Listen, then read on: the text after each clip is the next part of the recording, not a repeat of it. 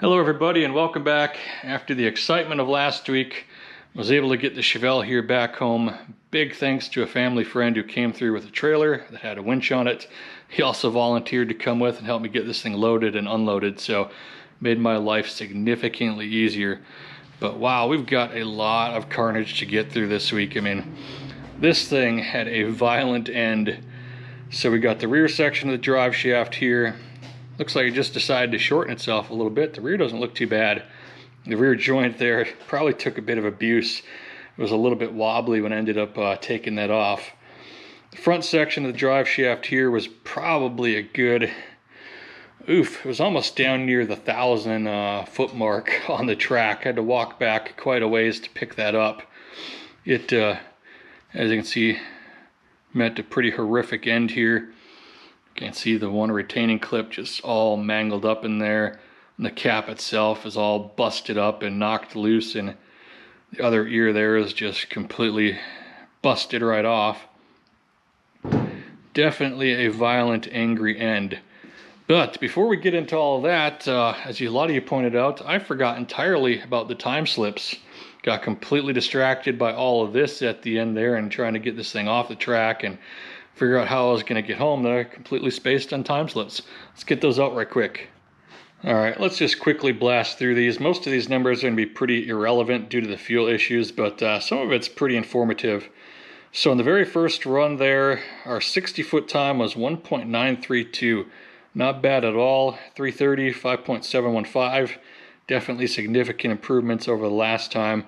From there, we just had issues the rest of the run. The 8th mile was 10:02 at 54 miles per hour and basically just coasted the rest of the way. Quarter was 18.294 at 51 miles per hour. But you're going to notice the 60 foots were all really tight together. I misplaced the time slip for run number 3, which was the run where I went really slow, kind of just rolled off the line, left it in drive. The 60 foot on that was like 2.49 seconds, somewhere around there. But the quarter mile time was around like 15.9 at 92 miles per hour. So I thought that was pretty informative since we picked up about 6 miles per hour even with fuel issues, just getting down to the stripe. So run number 2 here, again, very consistent with our 60 foot, 1.934. The 330 was 5.665 on this run. 8th mile was 9.83 at 52 miles per hour. Again, fuel issues. And just coasted across the line at 17.995 at 58.96. So 60 foots probably shaved off a little around 2/10, a little bit more than that. I think the best 60 foots we were doing before all the engine work, stuff like that, was like 2.165, somewhere in that vicinity. And that was when it was quite a bit cooler. That was probably like 60-degree weather, something like that. So definitely not bad there. Then here was the run where everything went wrong, where we blew up. 60 foot on this one, 1.945, 330 at 5.664. We managed to get to the 8th quite a bit quicker at 9.144 at 72 miles per hour. That was basically me just pumping it, trying to get the thing to stay in it. Made it to the 1,000 foot at 12.226, and I'm not quite sure if we blew up at the 1,000, if it was a little bit after that. It was probably right in that vicinity, and then we kind of rolled and were on the brakes across the finish line and managed to finish at a 15.592, which is the 3rd best time that this thing has ever run out of the track after it had exploded the last 300 feet. So the miles per hour there was 57.69. So it definitely likes its 15.5s, even when it's blowing up. It still manages to get there. But not much to see, obviously, but definitely some information there that we've certainly picked up some speed. 60 foot's not bad at all for kind of just babying it. Pretty much just about 2,000 RPM, somewhere around there, and then just rolling into it. Really not getting up on the converter or getting anywhere near the stall or even really the foot brake limits whatsoever.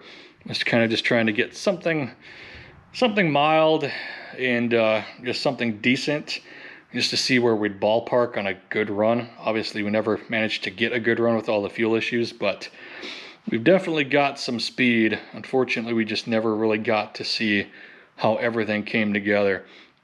So let's head underneath the car and check out the remainder of the carnage. All right, let's take a peek at all of the carnage underneath here. Got some people celebrating the 4th a little bit early, so we're gonna have a bit of background effects going on, kind of fitting. But here behind the X-pipe, quite a bit of damage. You can see here this X-pipe got flattened quite a bit. Probably gonna have to call up pipes, order up a new one. This pipe here on the left, that kind of kicks up to our muffler, took a bit of damage right here. Now I can't remember if I had 2 of the L pipes or if it was 2 of the R pipes, so I may have this one on hand already. Can go ahead and just swap that one out and be fine. But that X pipe definitely took a lot of abuse. Got a big old dent here in the front of it, and not very good. You can see that our parking brake cables and all the hardware for that just got ripped right out of here. Things like that. So let's move a little bit forward. So here behind the cross member, again, a bit of carnage. Looked like the drive shaft kind of got into the cross member in some spots. Not too terribly bad there, but got a big dent here in the floor. This floor brace right here has got a really big ding in it, but nothing's really broken. Doesn't look like it punctured any holes in anything, so shouldn't really be any problems. For the slip yoke here, you can see the one ear is just completely busted off. Looks like the cap pocket there is pretty walled out and just destroyed. Over here, this one did have the cap and retainer just kind of barely hanging on in there. They just kind of fell out when I touched it out there at the track. The yoke here is pretty much stuck in place, and we'll get to that here in just one second. But got some more damage to the exhaust over on this side here. This little pipe that kind of goes towards the collectors is got quite a number of dings and dents in it. Probably have to go ahead and get some replacements for those. Don't know that it's that bad that it would affect flow, but we'll just see what it'll cost, try to order them up. But let's keep moving forward because we're not done yet. So now we start getting into the real carnage. So tail shaft here all the way around 360 degrees, completely cracked free from the flange. Got a bunch of cracks kind of spidering off it in every which direction. That thing is toast, but not the worst to come just yet. So here at the front of the transmission, we can definitely start to see just how bad things really are. So the modulator here had blown out, and I think I was sticking my finger in this tiny little hole of the bracket right next to it, and I thought that the bolt had actually come out of there, but as you can tell, it's just because it's sitting back about an inch further than it should be, because the entire front bell housing is just cracked completely all the way around. You can kind of see it really good there. Goes all the way around. The bell housing looks like it maybe even pulled the pump out a little bit. So the question is, what went first, the transmission or the drive shaft? Definitely a lot of carnage here. I'm gonna have to try to think about how to get this out of here. So I'm thinking I might just try to drop the transmission directly down into the pit. I think if I try to take it out with the engine, that the front of it's just gonna rip off and all the guts are just gonna kind of spill out, and the rear of it's just gonna kind of come crashing down to the ground. So I'm gonna have to do a bit of thinking on this one. So here's the plan of attack. I think if I take my high lift jack here, drop this thing down into the pit, it's gonna get tall enough to meet up right with the transmission. I'll just end up lining the floor of the pit there with all of the boards that usually go across the top. That'll give me a nice, relatively flat surface for this thing to kind of roll on, be able to get it in place, stuff like that. We'll get the transmission kind of locked into the plate here, get the straps all around it, that sort of thing. Then we'll unbolt everything, get the cross member out of the way, drop it back down to about this height, which should be low enough that I can then kind of just pull this whole assembly backwards, roll the car here more forward than it already is, and then basically just try to manhandle the transmission up and over the side onto the floor somewhere over here. I think that's probably going to be the easiest route. Again, if I go through the engine bay here, I think the transmission is just going to split in half, dump all of its guts right on the floor. So this should be hopefully the easiest path forward. We'll go ahead, try to get this down there and start lining things up. So I've been test fitting on the solution here just to see if everything's going to work, if I got enough height and everything else, and it looks like it's going to do the trick. Still need to do a bit of work here on the floor. I laid out all of the boards that usually run across the pit from side to side, and that's kind of be the base of the floor, and then I'm going to get a big sheet of plywood down here on top of that. I think I got a couple of 4x8s just left over from doing some roofing work. Stuff like that. I'll cut one up in here so it kind of sits down nicely. Might need to also level it out. As you can see, it's just a little bit crooked there, but it's definitely not bad. I think this will be workable. We've got plenty of height here. It's taking all of the load off of the actual transmission, just pushing up on the car. So I can put some of the boards there in the front once everything is loose to support the weight of the engine, keep the engine nice and level and flush. And then we can just kind of pull the transmission back, get the cross member out of here. I'll take all the exhaust off, obviously. Then we should be able to just drop her right down, and it's going to go down plenty far enough that we can just kind of wheel this back, get the car here out of the way, and then the goal is to kind of just shove it against the wall, kind of move it over here against the wall, have the car out of the way, lift it up level, and then just kind of pull it off onto the floor that way. And then if we get a new transmission, we can kind of load it on here the same way, just kind of get it over there by the floor, and just kind of roll it onto the lift here, get her strapped in and rolled into place and bolt her in. So I think this is going to work out good. So as you can see, not OSHA approved, but in the end, it worked out just fine. Threw some OSB down there on top of the boards, made it really easy for moving this thing back and forth and sliding it around without the wheels kind of falling off into the holes or cracks between all of the boards, stuff like that. Still wasn't the greatest. I probably should have used a longer sheet, but didn't really want to cut up a new board, but ended up getting it. Transmission there came out in chunks. It is not good. We'll go over all of that here in just a little bit.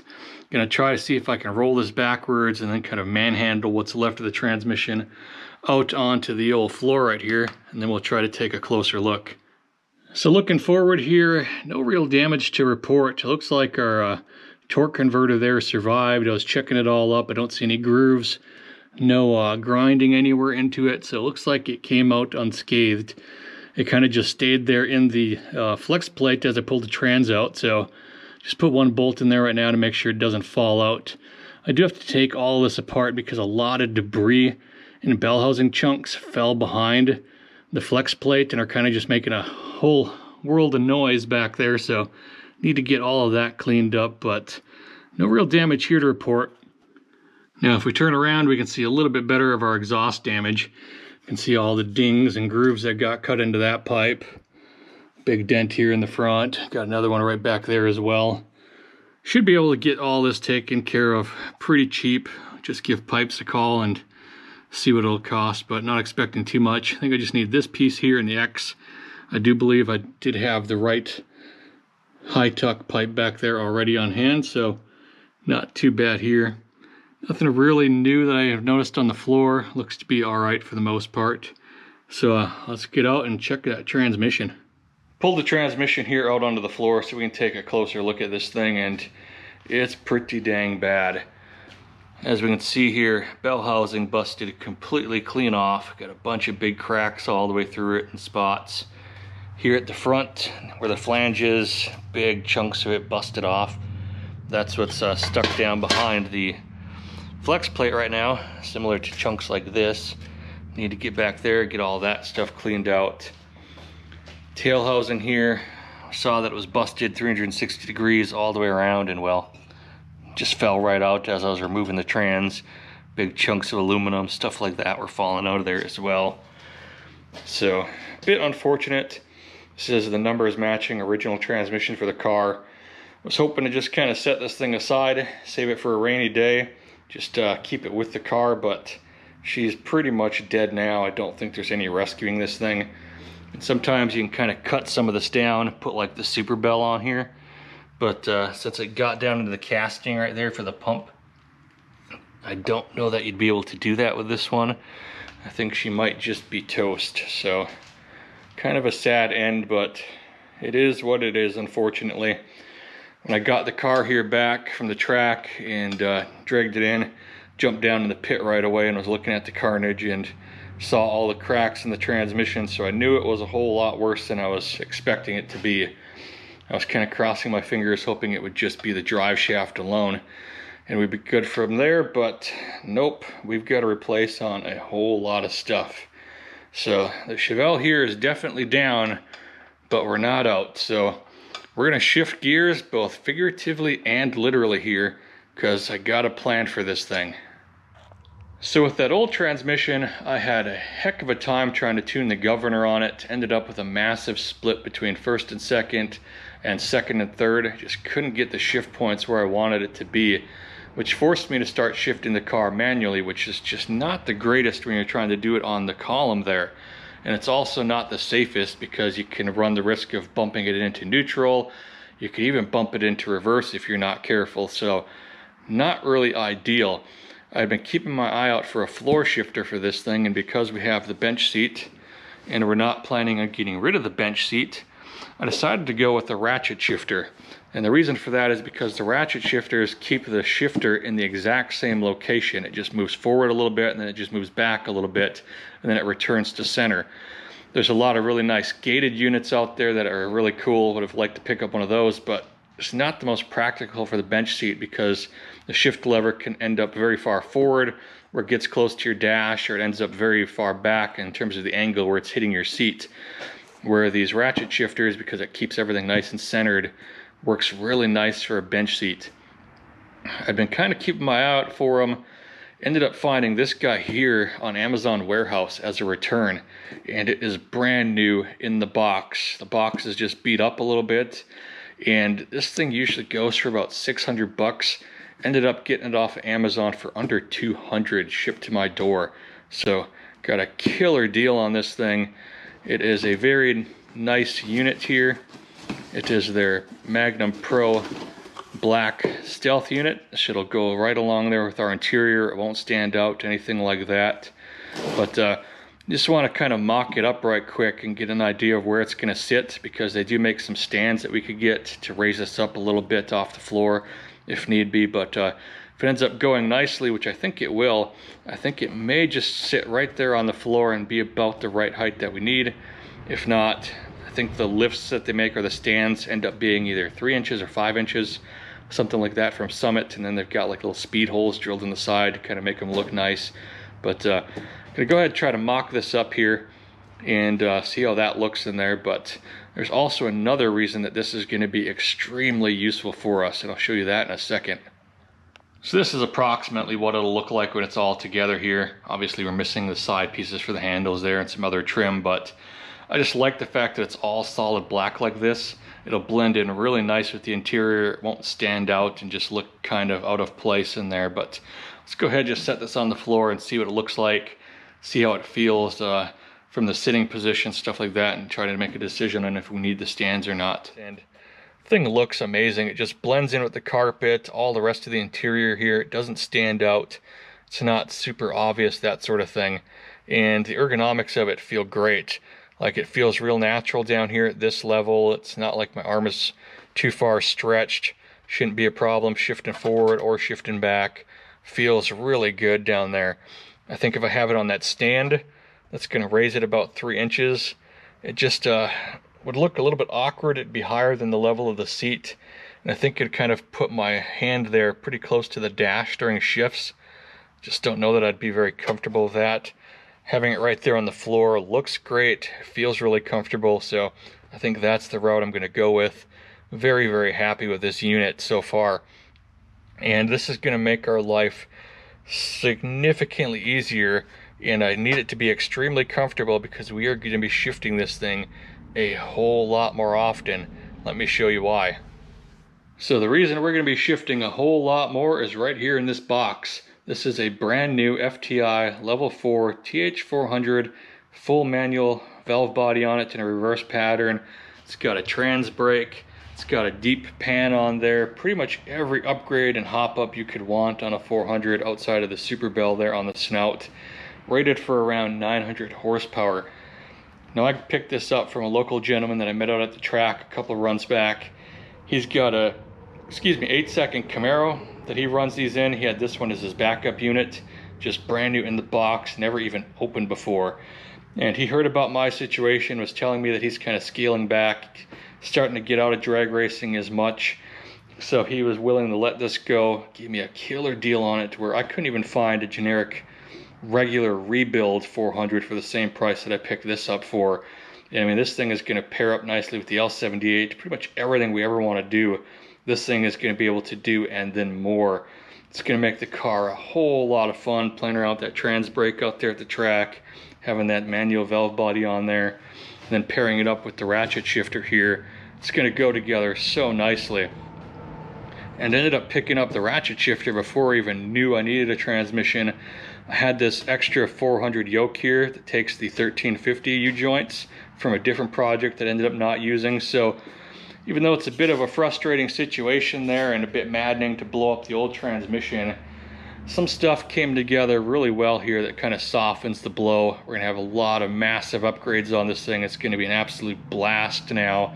Lots more things to play around with, try to get some quicker times and that sort of stuff, so it all worked out in the end. But unfortunately, I'm not going to have enough time to get this installed this week. And this coming week, I'll be out at Iola for all 3 days. Gonna be looking for a grill here for the front, a bumper, see if I can find a fender, a couple of other little odds and ends like some floor patch panels, maybe some full quarters if somebody's got them out there for sale, that sort of stuff. So if you see me out there, again, here's my face. Feel free to stop me, say hello, call me a hack, stuff like that. It's always fun just chatting with people, and I kind of feel like one the past couple of days. But if you happen to know where any of the good deals are on the Chevelle parts, feel free to lead me to them. I will definitely be thankful for that. But that's going to do it here on the old Chevelle. We'll probably get this thing back together in probably about 2-3 weeks. Hopefully try to get it shaken down a little bit more, and then we'll be back out at the track and see if we can finally get it clean running. But thank you all so much for watching, and I'll catch you next week.